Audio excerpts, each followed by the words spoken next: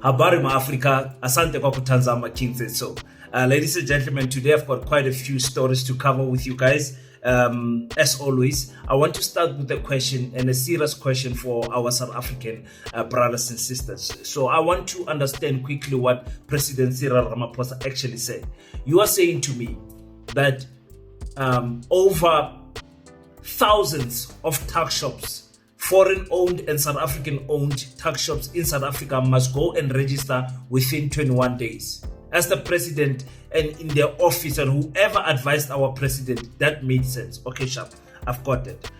But you are saying for the Bella Bill that got a complaint from the African community, the Afrikaans community, that the Solidarity Movement, AfriForum, the Democratic Alliance, the Pathetic Alliance, you are telling me that for only 2 clauses in that bill, you are giving them 3 months to deliberate and bring their arguments forward.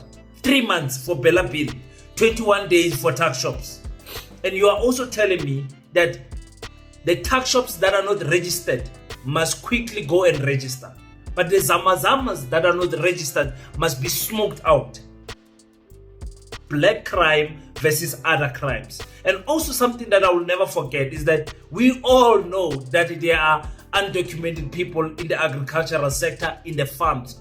Nobody is saying anything about it. We have to discuss this. Okay, Operation Dudula has taken the law in their own hands. They are saying to hell with the president. They are stopping these foreign owners, foreign tax shop owners to register.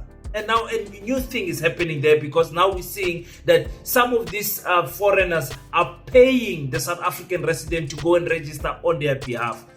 South Africa I also want to give an update on Dr. Ndlozi. I was watching my girl Zizipho, and I was like, okay, she's got some new light as to why this issue of Dr. Ndlozi being suspended from the National People's Assembly.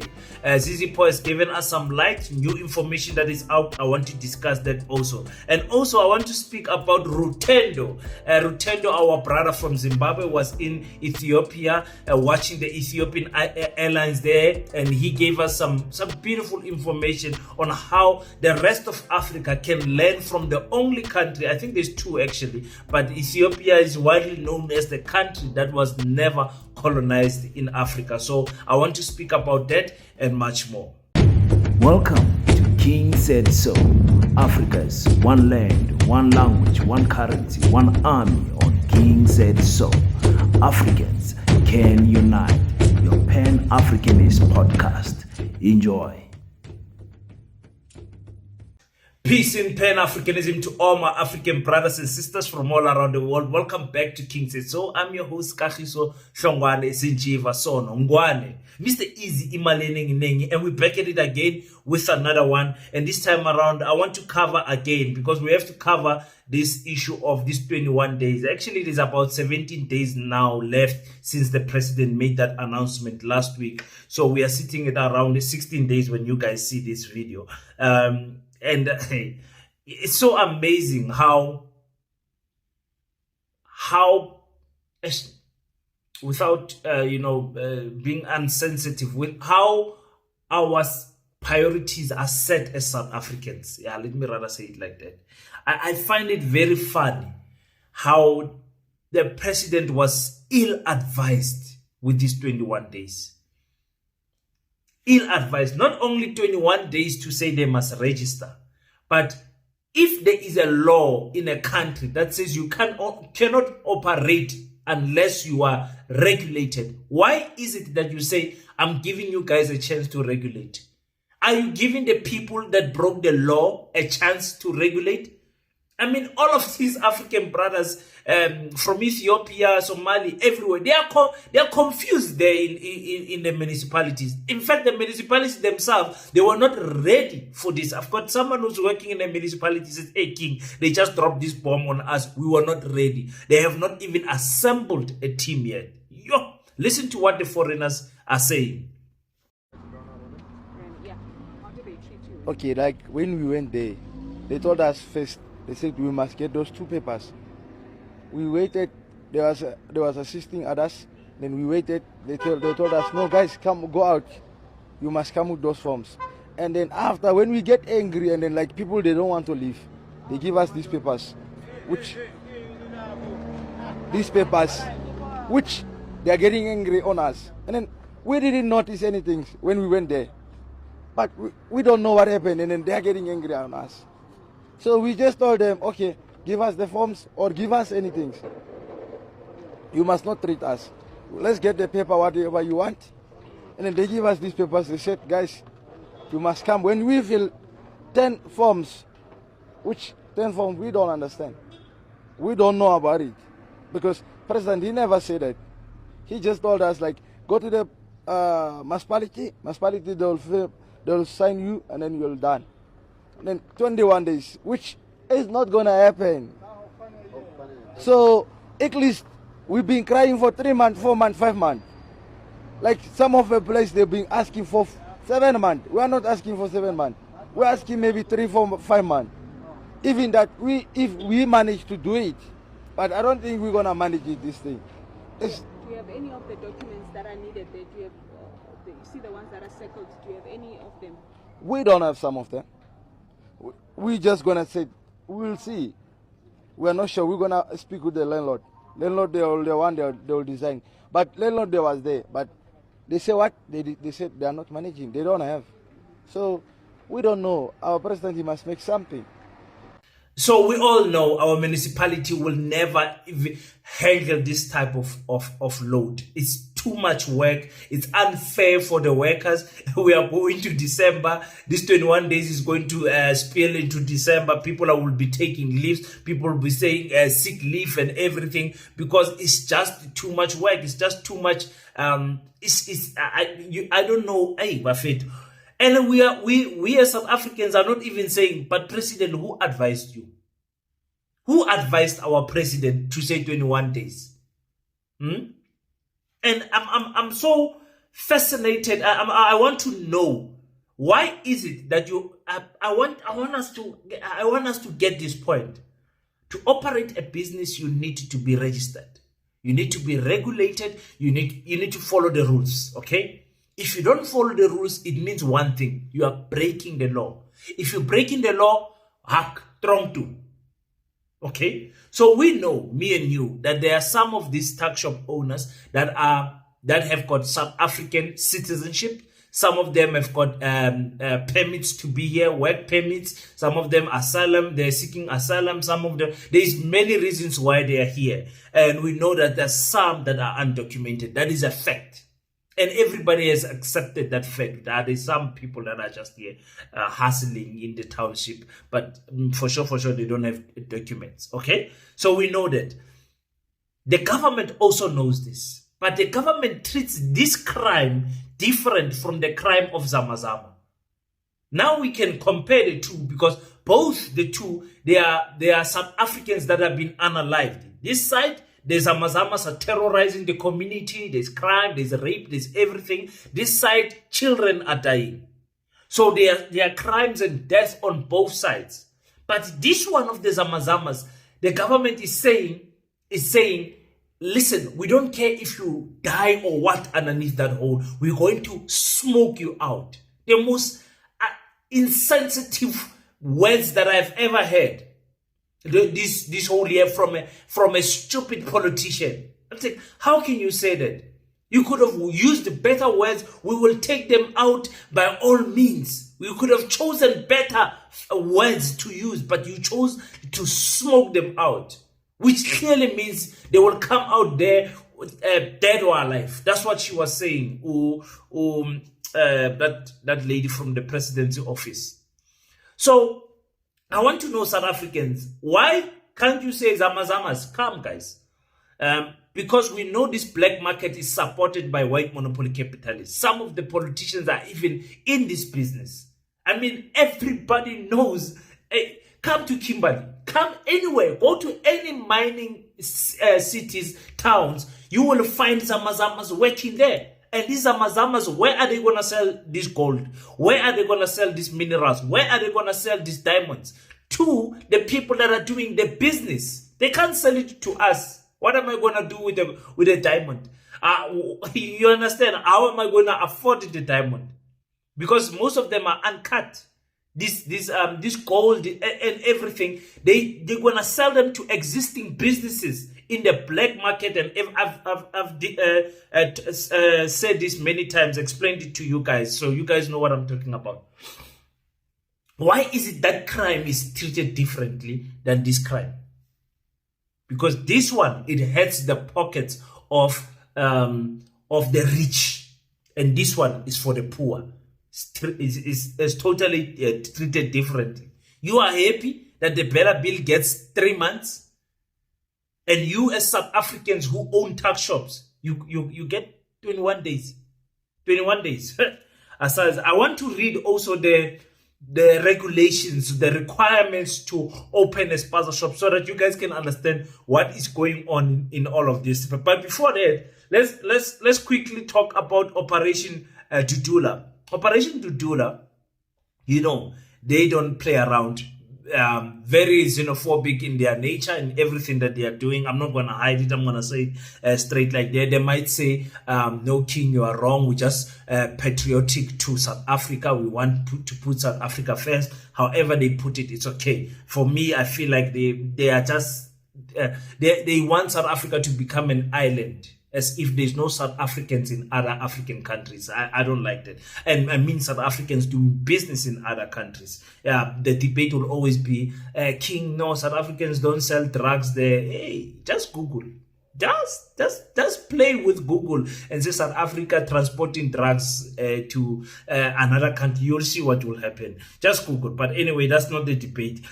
Operation Dudula is saying these people must not operate. They must not register their businesses. Instead of the president is taking a decisive action and implementing it, he took a wrong decision to say foreigners must be allowed to register businesses. These jobs, these shops must be reserved to be run and operated by South Africa, as is the local economy, it's our livelihood.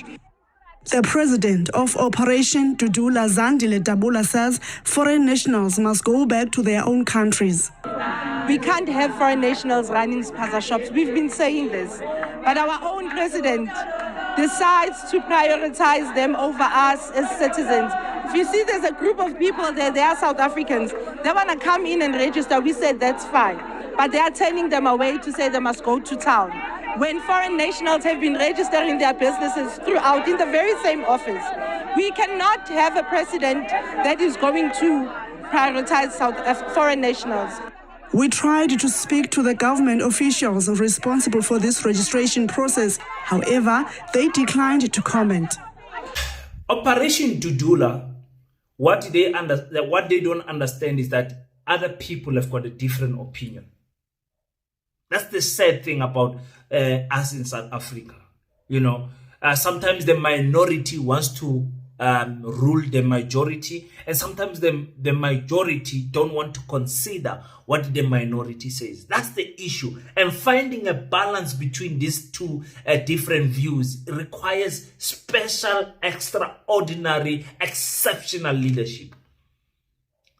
You know, to make both happy, the minority happy on their concerns that they are raising, and the majority happy because of they are the ones that rule over the minority, but also not trembling over the minority. So now, Operation Dudula speaks for a small group of people. How do we know that? We know that because in White City, there were people from White City that were fighting Operation Dudula and saying, leave our Tuckshops alone. Now, Operation Dudula does not want anyone who's from outside South Africa to operate in the Tuckshop, or let's say the township economy. You understand what I'm saying? But it is limited. It is limited only to Tuckshops. They will never go to ShopRite and say, ShopRite, don't sell bread here. Why do you have a bakery? We can have our own bakeries. They will never do that. They will never go to the big supermarkets and say, don't open a branch here in the township. Do you understand what I'm saying? Do you guys understand what I'm saying? And it goes with other businesses also. Bolt. There's so many businesses, I can name them all. There's so many businesses that are operating in the township, of which you as a resident of that township, potentially you can do those businesses also if you are a serious business person. Do you guys understand what I'm saying? Operation Dudula is only going to victimize our African brothers and sisters. That's what they do best. You understand? And sometimes my Operation Dudula is doing a good job in terms of crime that is happening, drugs that are sold. It's not all bad for me. But for me, I'm saying, for me to see that their cry is genuine, that they want to see South Africans thrive in the township economy, then go to ShopRite also. They use Safe, Spa, Tops, or everything. Go to all the businesses that are not owned by South Africans and then fight there also, especially black South Africans. So I want to read the registration. If I have the document here, I have to Google it again because the document is on this phone, but we can make that happen quickly. So the requirements for the spaza shop to be approved by the municipalities, we need to understand what is going on there so that nobody is confused. Okay, let's read now the requirements for a spaza shop to be approved by a municipality. Okay, let's read the first point. I'm not going to read all of them, but you will bear with me. Okay, ownership and structure. Okay, that's the first bullet point. What are they saying there? They are saying the spaza shop must be operated by the property owner or a family member or a legal tenant resident on the property. So we understand that is why you see these Pakistanis, they are on the property, they are operating there. So as a tenant, you are allowed to open a spaza shop. This is what the regulations are saying. It's not me. The structure must be authorized and enhance the residential neighborhood without compromising safety, welfare, or authentics. No applicant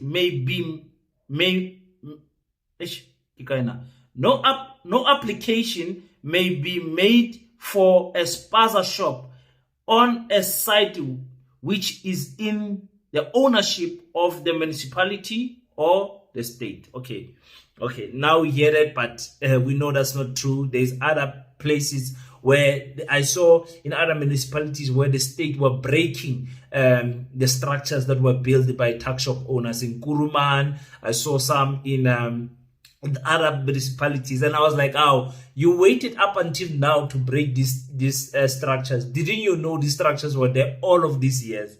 But anyway,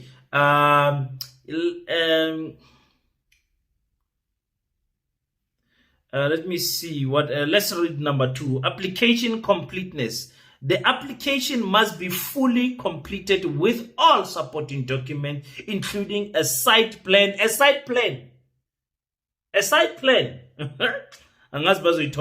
Proof of ownership. A copy of ID, problem. A copy of ID document, problem. Also, and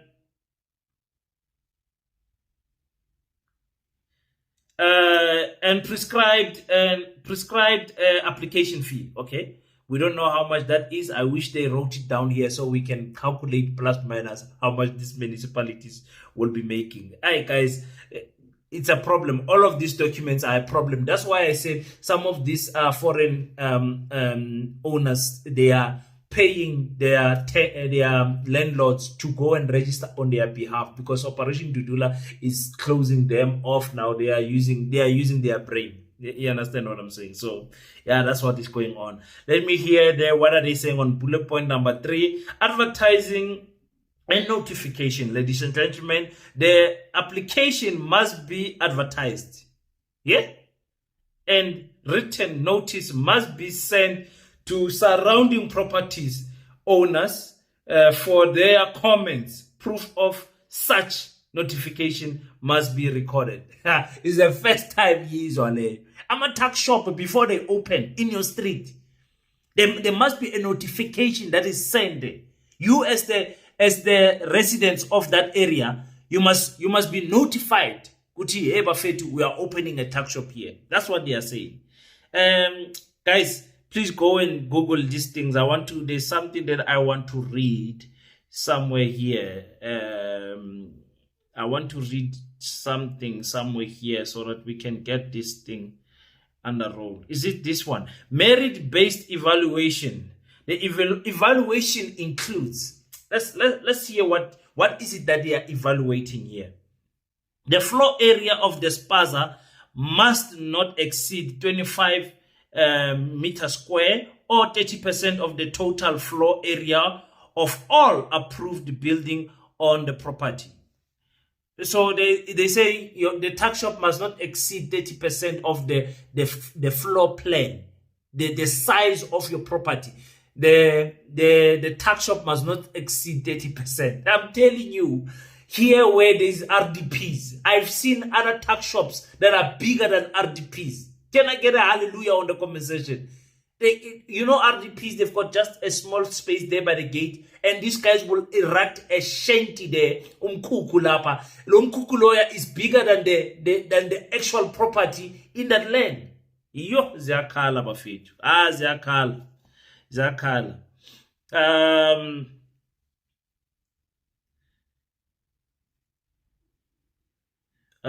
Where am I? Okay, they say the dominant use and appearance of the property must remain residential. It must, don't turn now the house into a business site now. Don't do that. It's a residential area, so keep it there. The spaza shop must not negatively impact the surrounding properties. I don't know about that one. I don't know how a spaza shop can negatively impact surrounding properties. I don't know. The next one says the owner of the business must live on the site, guys. So you guys are saying, these Somalians, this whatever are sleeping according to the regulations, they are allowed to sleep there. Unless if I'm reading it wrong. Let me read it again. Maybe that's mean my reading is not good. The owner of the business must live on the site. Let me read it again. It's long. The owner of the business must, not may, must.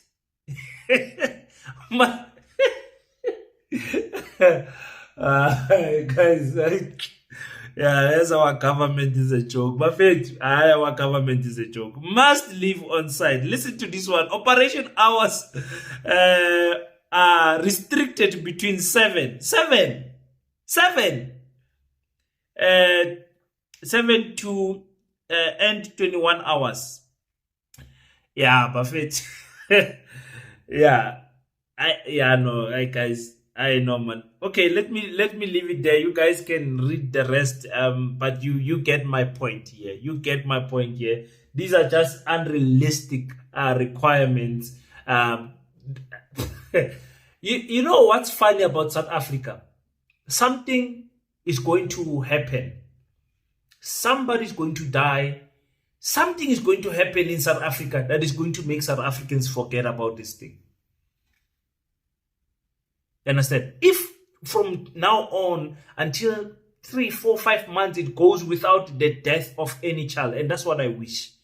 I'm telling you, South Africans are quick to forgive.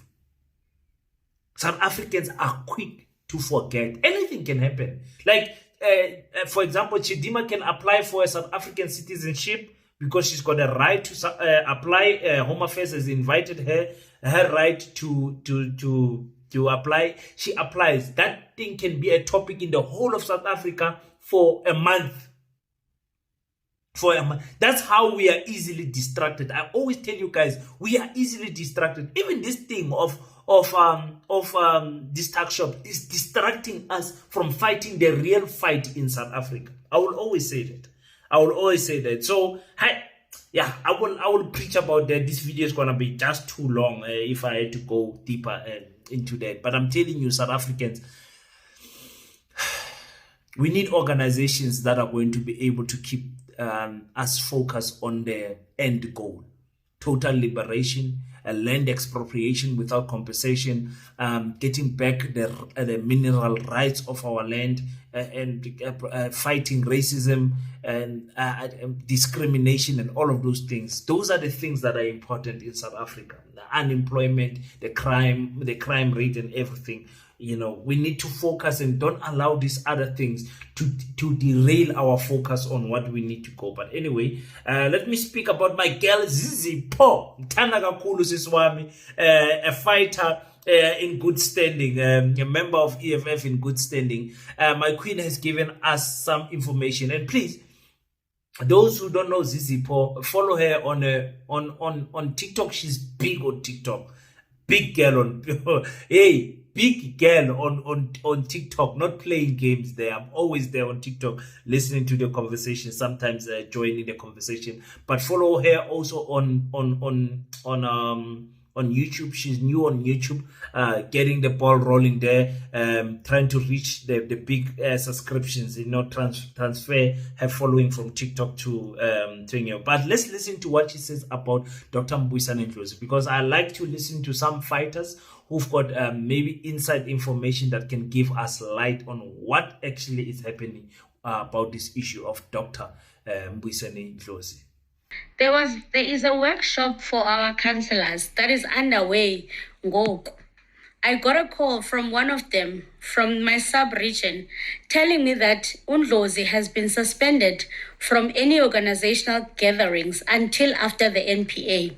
He was caught by one of the commissars briefing Floyd about the new updates within the organization. The commissar then recorded the Floyd and Ndlozi's conversation and forwarded it to the president.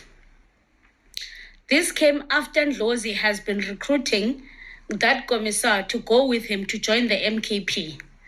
So the president played that recording in the presence of Ndlozi in a meeting and asked him to explain, failure to which he then was suspended. So when someone sent me, yeah, so we are in the dark and left, entertaining gossip and because we care so much about the EFF, we care so much about Dr. Ndlozi, that we can't keep quiet when things are being said. You know, it's not nice as a content creator coming and reporting. He said, she said, they said, she said. You know, those type of things are not nice. It discredits the weight of your material if you keep on doing that. But I'm sure you guys can understand now, being so close to the National People's Assembly, and this is on mainstream media, this is on newspapers. We, the newstream media, also have got a responsibility to report somewhat, and so that the propaganda against the EFF must not continue and kill our lovely party, the EFF. So that's why we are reporting on this. So Zizipho, from the information that you got, there is a comrade that is saying Dr. Mbuyiseni Ndlozi was caught giving inside information or updating Floyd Shivambu on what the updates of what the EFF is currently doing. After that, this same comrade then recorded this conversation between Dr. Mbuyiseni Ndlozi and Floyd Shivambu. Now, it makes you wonder, were they face to face, or was what's his name, Dr. Mbuyiseni Ndlozi, speaking over the phone?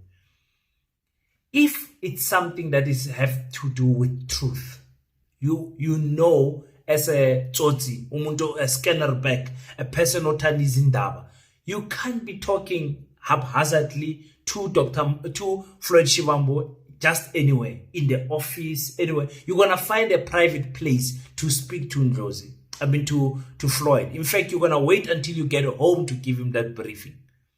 and for that other fighter to say they recorded this conversation, then this conversation was given to the president and the president played it in front of Ndlozi.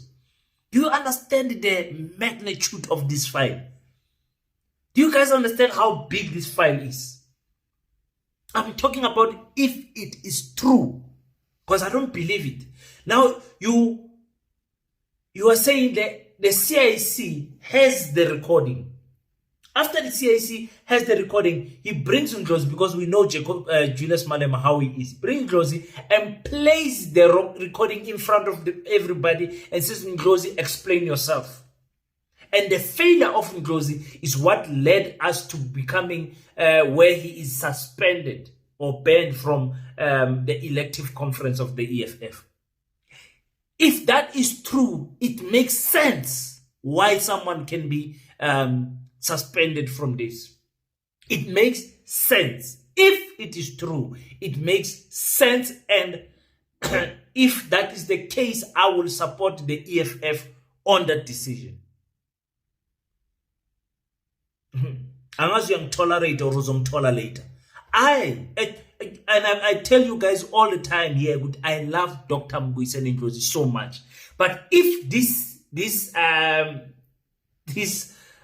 nonsense that we are hearing is true, then I can't stand behind Dr. Ndlozi in this wrongdoing. If you want to leave the EFF, leave the EFF. Do not play the role of destroying the EFF from within, of which I don't think Dr. Ndlozi is doing. You know? So another reason why I'm not believing this news is because why is it? Because if you can imagine, if that recording was played in front of other leaders and all the leaders in the top structures of the EFF, they know this news.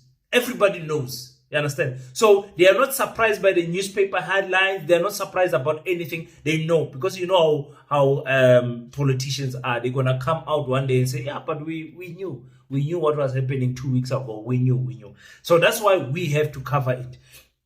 Now, if it is true, then why is it that the MMC of Agriculture, Obakeng, is still tweeting support for Dr. Mbuyiseni Ndlozi?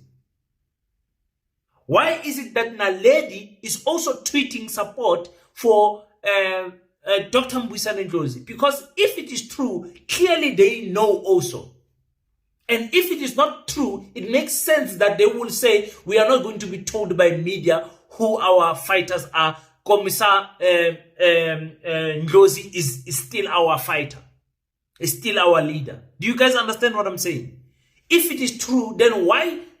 These are big leaders, an MMC and a member of parliament coming out and saying, showing support to Ndlozi.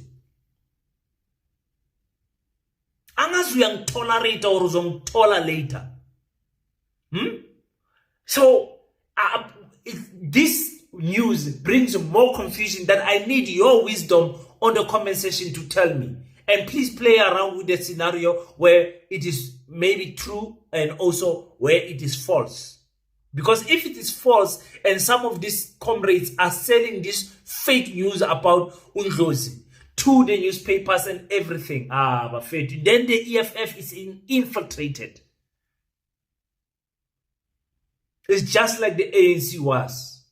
Do you guys understand what I'm saying? I'm not happy if indeed there is fighters in the EFF that are trying to kill the EFF from within. Hamba! Why don't you leave? Why are you trying to play dirty games? If you want to play dirty games, then leave the EFF for the Democratic Alliance. Then I understand. But you can't leave one progressive left-wing party for another progressive left-wing party and try to destroy the other one. These votes are going to be one vote.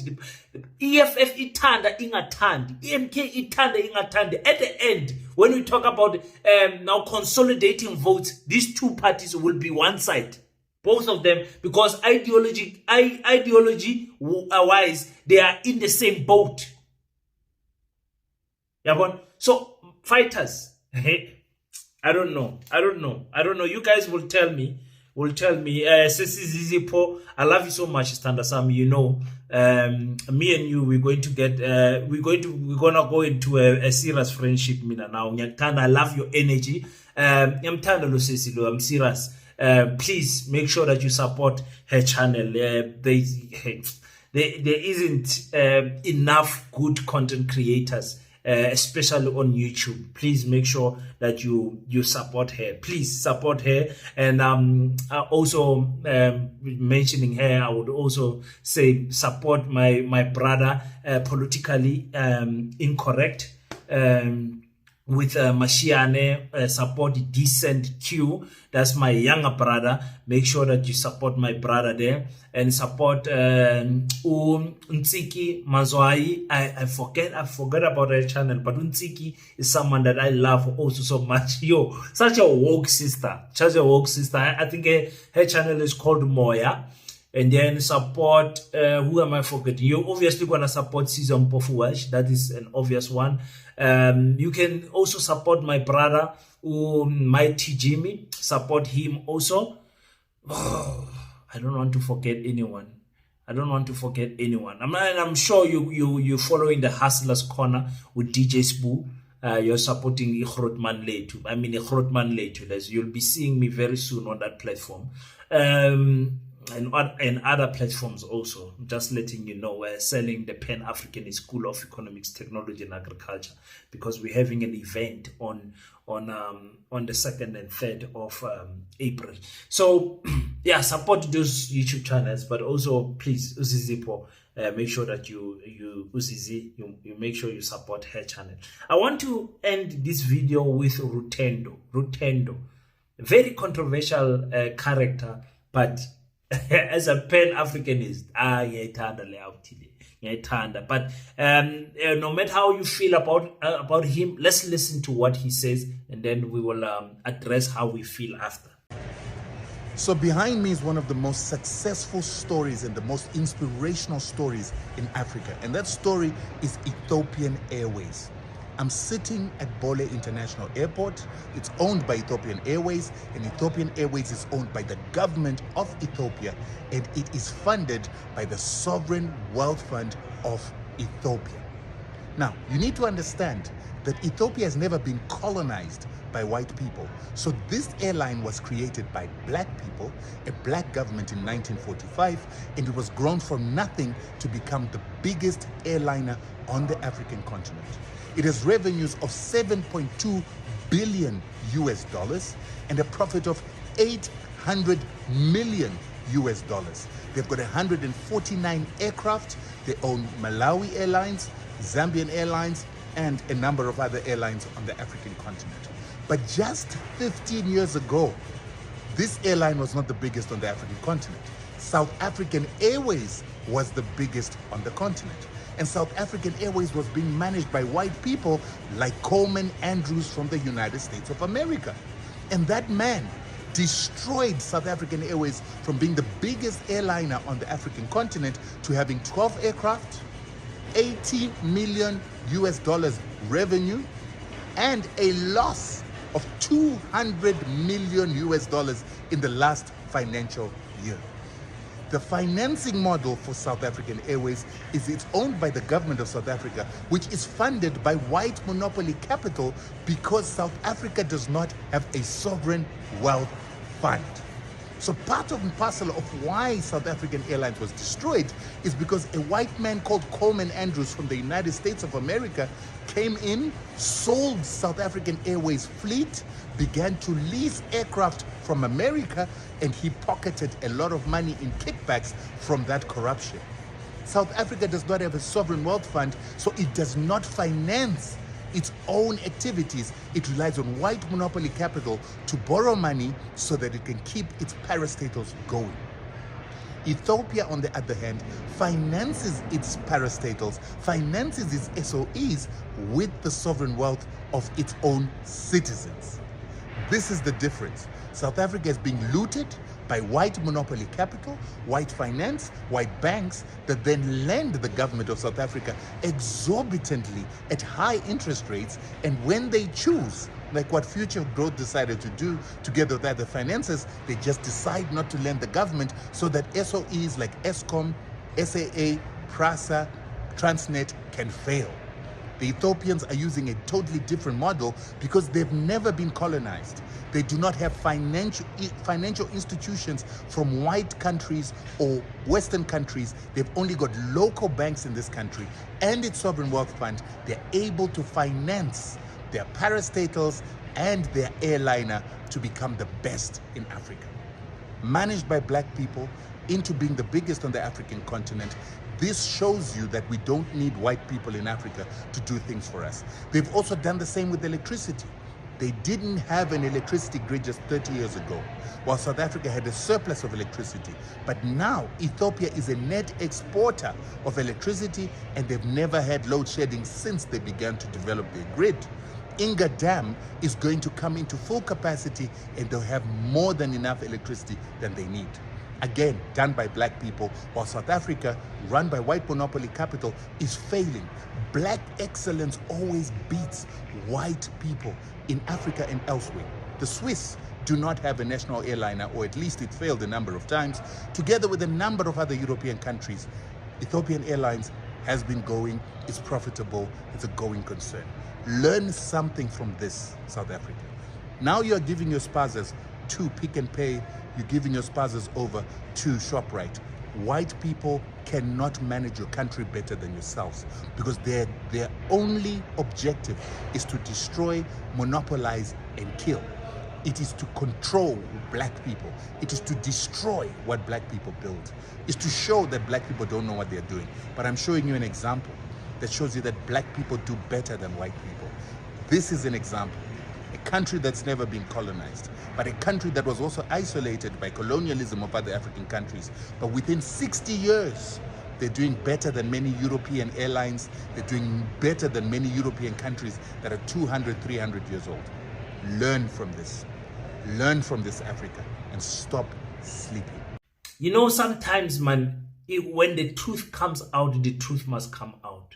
I don't know how we as South Africans came to a point where we accepted that SA Airlines must be sold.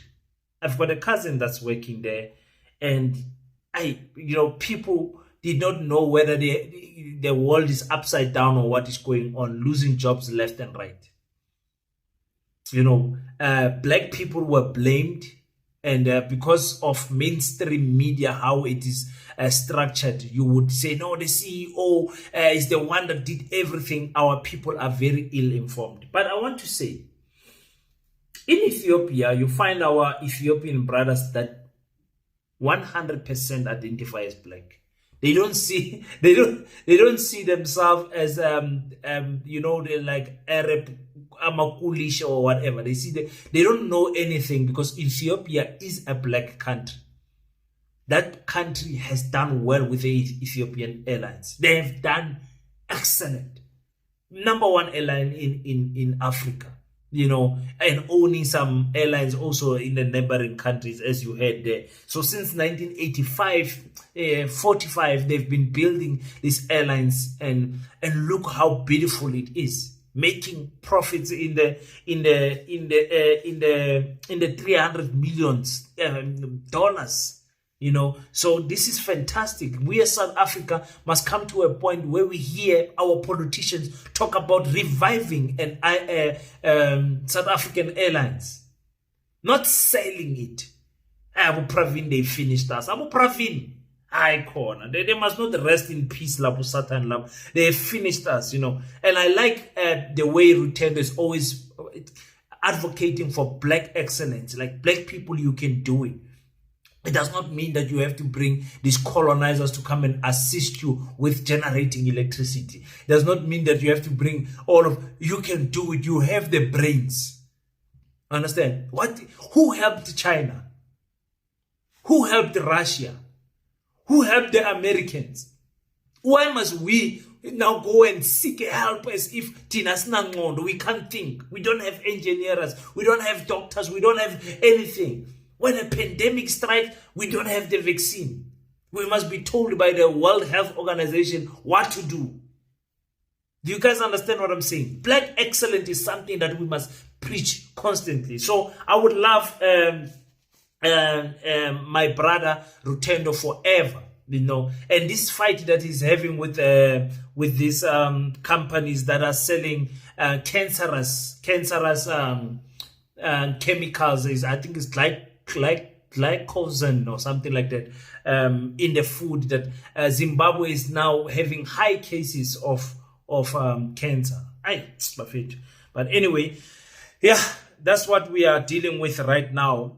I'm so happy that our brother Rutendo is dropping that. Okay, I'm formulating a team this week of people who will be helping me to organize the event, the fundraising event, and you can call it also the launch of Paseta officially to South Africans, to the public, because some people are not on YouTube. They don't know who King Said So is. They don't know what Paseta is. They don't even know that there's a school that is being built. They don't know that Africans can unite and donate to one progressive cause. They don't know that there's people that want to infiltrate the educational system so that their future children can be educated properly and understand themselves as Africans. So they don't know all of those things. So we are doing this fundraiser launch of Paseta in Buckley West, 30 kilometers outside Kimberley.